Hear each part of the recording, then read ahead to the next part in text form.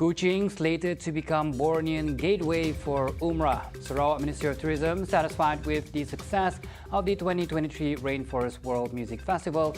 And in world news, Malaysians build mosque for 10,000 Lebanese residents.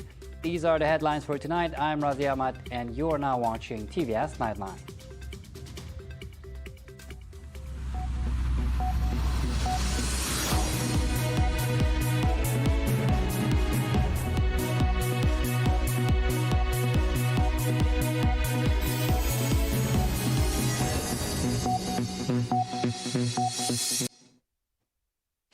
Kuching City is slated to become the main Bornean hub for Umrah through the launch of Kuching Umrah Gateway KUG that is scheduled to take off on August 29th. Now, Sarawak Minister of Tourism, Creative Industry and Performing Arts, Datuk Sri Abdul Karim Rahman Hamzah said KUG is being implemented by the Sarawak Tourism Board in collaboration with ATS Global Travel and Charter Sdn Bhd with the aim of gathering Umrah pilgrims in the region in one place. Untuk pakej yang pertama ini, ia akan melalui Kuala Lumpur. From here, it will fly to Kuala Lumpur, transit from Kuala Lumpur, it will fly to the Holy Land. Partly because we are still in the process of securing that permit to fly from Kuching direct to Saudi Arabia, whereby kuasa itu dipegang oleh Arab Saudi. Meanwhile, Karim said the permit procurement process is being handled by the ATS Global Travel and Charter Sdn Bhd. Karim also hoped for more frequent flights in contrast to Phase 1, which only offered one flight per week. Our intention, one day, it will go to 2 kali seminggu, then finally 3 times. Five times a week. That is our target. The initiative, he explained, would aid around 230,000 pilgrims from Malaysia, Kalimantan, Brunei Darussalam and South Philippines to perform Umrah for the next 6 years. He said this in a press conference announcing the Kuching Umrah Gateway at his office in Baitul Makmur 2nd Building earlier today. In another development, the Sarawak Ministry of Tourism, Creative Industry and Performing Arts Sarawak is pleased with the success of the 2023 Rainforest World Music Festival RWMF, which ended on Sunday. Now, its Minister, Datuk Sri Abdul Karim Rahman Hamzah, said he is delighted that the planned activities went smoothly, with no occurrence of untoward incidents throughout the festival. The indicators also show that there was an increase in the number of customer goers for that 3 days. For that 3 days, I don't mind to share, jumlahnya lebih kurang 19,000 plus. 19,000. Last year, it was 16,000 plus. Abdul Karim said he also had the opportunity to attend RWMF 2023 and based on feedback said souvenir merchants were happy with this year's reception. I did my walkabout on the 2nd day and I asked the stall whether those selling souvenirs, those selling food, how is the sale? Are you happy? He said, kalau dapat, you should have this 3 times a year, they said. You see, that kind of response shows that things are good. Commenting on the numbers of visitors to Sarawak, Karim said his ministry is confident the numbers would rise dramatically from June to the end of this year. A mosque is being built with contributions from Malaysians in Bar Elias, Lebanon, in hopes to benefit more than 10,000 Lebanese residents, including Syrian refugees in camps near the area. Now, Omar Janoun, manager of Union of Relief and Development Associations, or URDA, said the construction of the mosque, which began in April, had seen its first phase complete. The construction of the 912 square meter mosque which also includes a Tahfiz center and hall, is expected to take 20 months and is fully funded by contributions from Malaysians channeled through Aman Palestine, AP. Omar said UDAR appreciates the contributions from Malaysians in realizing the construction of the mosque, which had been delayed since 2019 due to a lack of funds after the country faced a political and economic crisis. Omar, who also acts as AP's project implementer for Syrian refugees, said that at present, the closest mosque to the Bar Elias Syrian refugee camp is about 3 kilometers away. It is difficult to assess for those without transport and dangerous for young Syrian children. Meanwhile, the head of the AP's mission to provide sacrificial meat to Syrian refugees, Muhammad Salmi Muhammad, said that this was the second and largest mosque construction project built as a result of contribution from Malaysian for the use of Syrian refugees in Lebanon.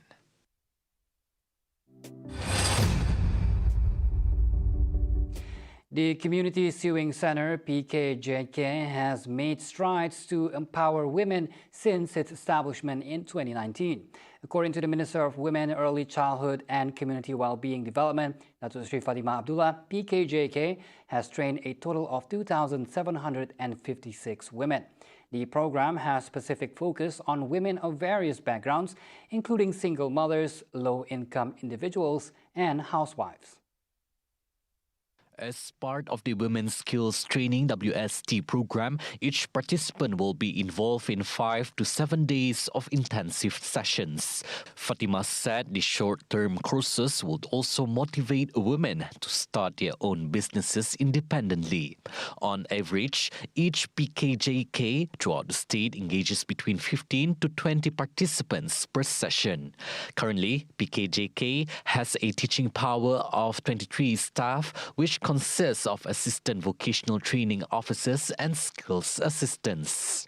At the same time, Fatima said that her ministry has introduced several initiatives to assist women in need. This includes a one-time cash assistance of 500 ringgit to selected recipients, and the Sarawak Women's Empowerment Capital Grant, where recipients will receive a one-time business equipment grant of 1,000 ringgit. Both of these initiatives are spearheaded by the Sarawak female head of household assistance. The Sarawak government wants more youths in the state to venture into entrepreneurship. Now, Deputy Minister in the Sarawak Premier's Department, Labour, Immigration and Project Monitoring, Datuk Grawat Gala, said various initiatives are already on the table to improve youth involvement in this sector.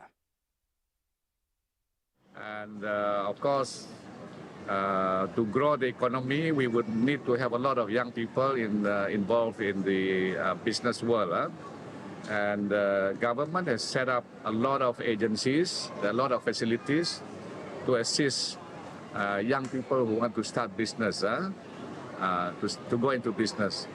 Commenting further, he said the concept of employment then and now is vastly different. Because these days, if you talk about the traditional concept of employment, in the old days, employment means you work until retirement. Very seldom you find those kind of employment arrangements nowadays. He said this when met by the media during the Berambe Anak Miri event in Kuching. Now, 8 secondary school students aged between 13 and 17 years old have been detained to assist in the investigation of a reported case of bullying that occurred at a secondary school in the Sri Aman district. Sri Aman District Acting Chief of Police Deputy Superintendent Zuriawati Zainal Abidin said that they had received a police report regarding a viral video depicting a bullying incident involving the students from the said school on June 25th.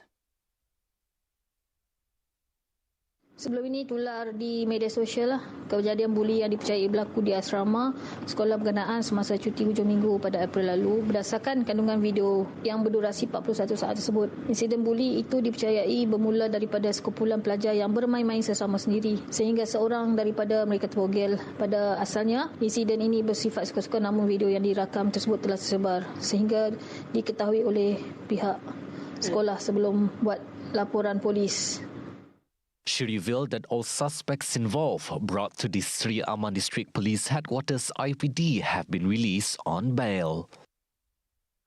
Kesemua individu bawah umur terbabit ditahan pada Ahad lalu dan telah dibebaskan dengan ikat jamin. Polis memandangkan kesemua suspek adalah pelajar. Pihak polis telah membuka kertas siasatan kejadian itu di bawah Seksyen 14A Akta Kesalahan Seksual Terhadap Kanak-kanak AK-STK 2017. If proven guilty, Section 14 in bracket A of the Sexual Offences Against Children Act 2017 provides for a maximum prison sentence of not exceeding 20 years and can also include caning as a punishment. In this regard, she advised the public not to speculate or spread unverified news as it may cause undue distress to the community. Coming up right after the break, over 5 million vehicles expected on major highways during Aidil-Adha. And in world news, Cambodia burns 5.7 tons of illegal drugs. Right here on TVS Nightline. Stay tuned.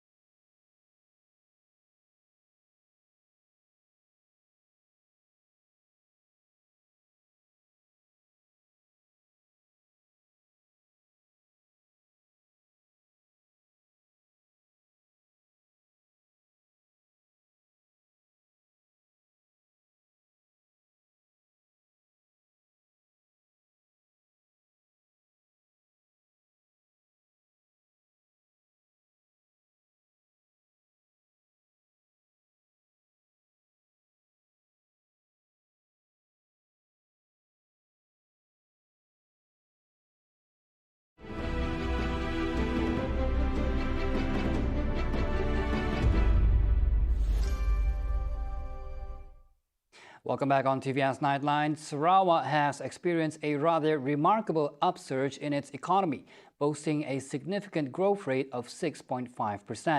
However, while this growth has been predominantly driven by the services and manufacturing sectors, experts highlight the urgent need to reinforce other industries. Now, Senior Lecturer Dr. Zul Hazwan Husaini from the Faculty of Economics and Business, University Malaysia Sarawak UNIMAS, underlines the importance of diversifying and strengthening Sarawak's economy to ensure its sustained trajectory of growth. Acknowledging the untapped potential, Dr. Husaini points to sectors like agriculture and renewable energy. Sarawak should develop two crucial industries, namely agriculture and renewable energy in the future. To lessen the impact, to lessen the negative impact of the food shortage on socio-economics, agriculture must be strengthened. There is a lot of land that can be used for agricultural among our resources. Secondly, as the world works to lessen its reliance on fossil fuels, renewable energy may become the next economic engine. I believe there will be a rise in domestic and global demand for renewable energy. Consequently, both industries might contribute to the high growth rate in the future. Dr. Husaini added that the reopening of Malaysia's borders in 2022 also contributed to Sarawak's economic growth despite entering the endemic phase. There are a few factors that contribute to high growth. First, the pandemic COVID-19 is finally being controlled on a worldwide basis. WHO declared the end of the COVID-19 tension. It improves the economic climax and increases investor and economic agent confidence in the direction on a resilient economy in the future. Additionally, Dr. Huzaini emphasizes the role of China's improved international trade and the subsequent boost in the tourism industry. Due to this current development, the tourism industry is likewise in an excellent position to grow at the moment. This is one of the driving forces behind the services sector's growth. In this regard, the trend in the demand for labor is improving, which lowers the high unemployment rate. Previously, the Department of Statistics Malaysia DOSM announced that Sarawak's economy experienced positive growth at a rate of 6.5%. This growth was primarily driven by a remarkable 9.6% expansion in the services sector. The DOSM attributed to the rise in transportation activities and domestic as well as international travel as key contributors to this growth. Additionally, the manufacturing sector in Sarawak, with its focus on refined petroleum products, witnessed a notable uplift with a growth rate of 5.6%. This growth was supported by the increased global demand for fuel.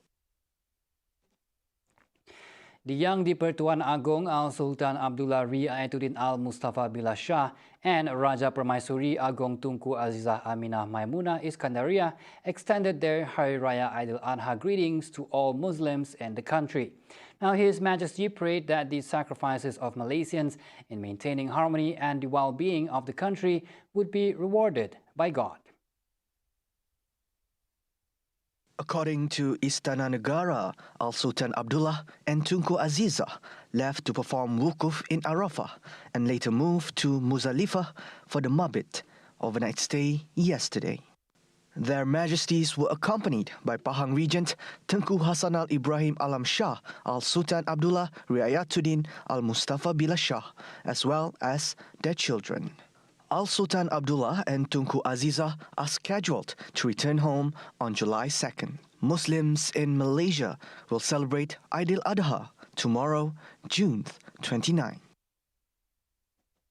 Over 5 million vehicles are expected on major highways in conjunction with Hari Raya Aidil-Adha, which falls tomorrow. Now, Works Minister Datuk Sri Alexander Nantalinggi said the increase in the number of vehicles, which began in stages yesterday, July 27th, is expected to last until Monday, July 3rd.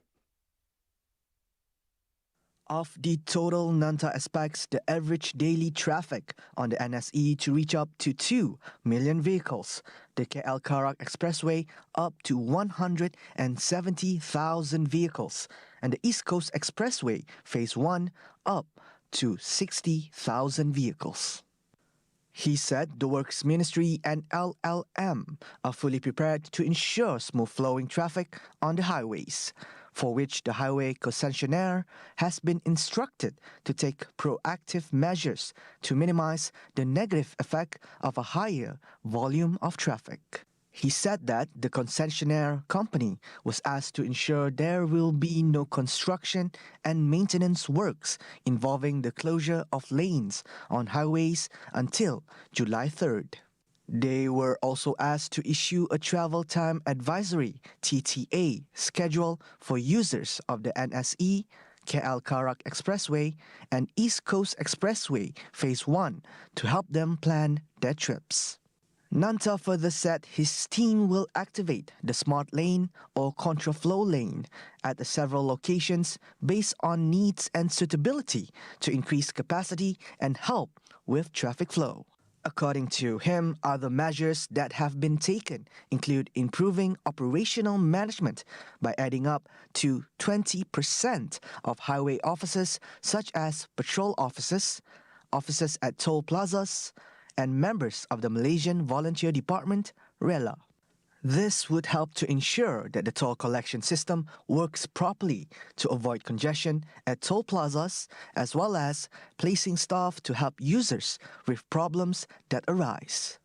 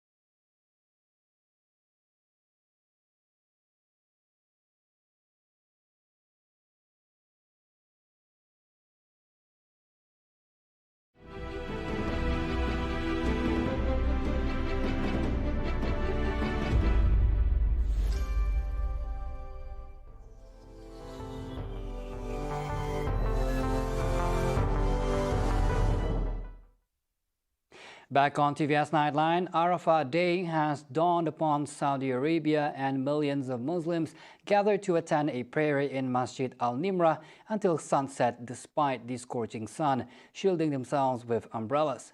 Now appointed to deliver the Arafat Day sermon this year, Sheikh Yusuf Mohammed told Muslims to unite and refrain from any form of conflict.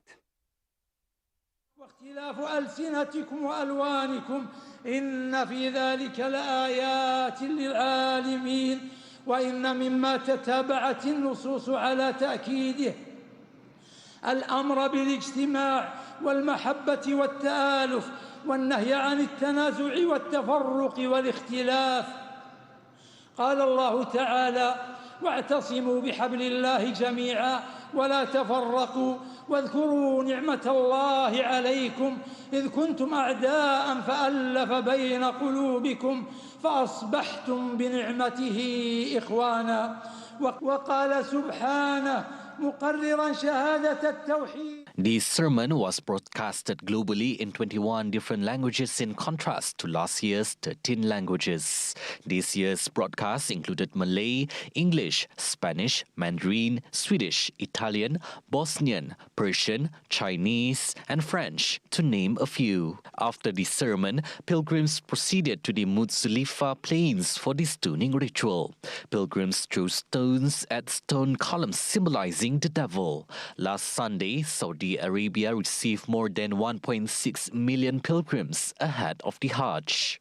For this year's Hajj season, Saudi Arabia will host about 2.6 million pilgrims after removing all COVID-19 restrictions for the first time since 2019. Meanwhile, Cambodian authorities burned 5.7 tons worth of seized illegal drugs at a ceremony in the capital Phnom Penh earlier today. The country's police told media that the drugs burned included cocaine, heroin, and methamphetamines, along other illegal addictive substances, which were seized by authorities from mid-2022 until recently. Due to the busy schedule of the Cambodian Interior Minister, Sa Kang, and other officials who were in attendance at the burning, the ceremony was pushed to Wednesday. We have cooperated with other countries multilaterally and bilaterally because we can't stop the traffic of illegal drugs alone. And have especially had good cooperation with our neighboring countries, Laos, Vietnam, and Thailand, up until now. According to the government websites, an offender found guilty of trafficking more than 80 grams of illegal drugs in Cambodia can be jailed for life. The ceremonial burning of the seized drugs was done to mark International Day Against Drug Abuse and Illicit Trafficking, or World Drug Day, which was internationally observed on Monday, June 26. Over in the Americas, an extreme haze caused by an unstoppable wildfire in Canada has engulfed the windy city of Chicago. The National Weather Service posted a tweet saying that the air quality across most of the U.S. Midwest is qualified as unhealthy and very unhealthy, with conditions set to be protracted. Canada is on track for its worst ever year of wildfire destruction as warm and dry conditions are forecast to persist through the end of the summer after an unprecedented start to the fire season. As blazes are burning in nearly all Canadian provinces and territories, and federal government officials said their modeling shows increased wildfire risks in most of Canada through August. According to IQ Air, on Tuesday, Chicago's air quality was considered the worst anywhere in the world. The U.S. coast saw a similar dynamic earlier this month, with canceled outdoor activities, airline traffic slowed, and millions of Americans urged to stay indoors as Canadian wildfire smoke drifted south. Ahead of the release of the highly anticipated Barbie movie starring Margot Robbie and Ryan Gosling, a real-life Barbie dream house is opening its doors in Malibu for 2 overnight stays in July 21st and 22nd. The oceanfront mansion, decked out in hot pink, features a pool, multiple relaxation areas, and a dance floor. What's even better, all stays will be free of charge. Now, Barbie, a live-action feature movie about the iconic and controversial doll directed by Greta Gerwig, will hit theaters July 21st.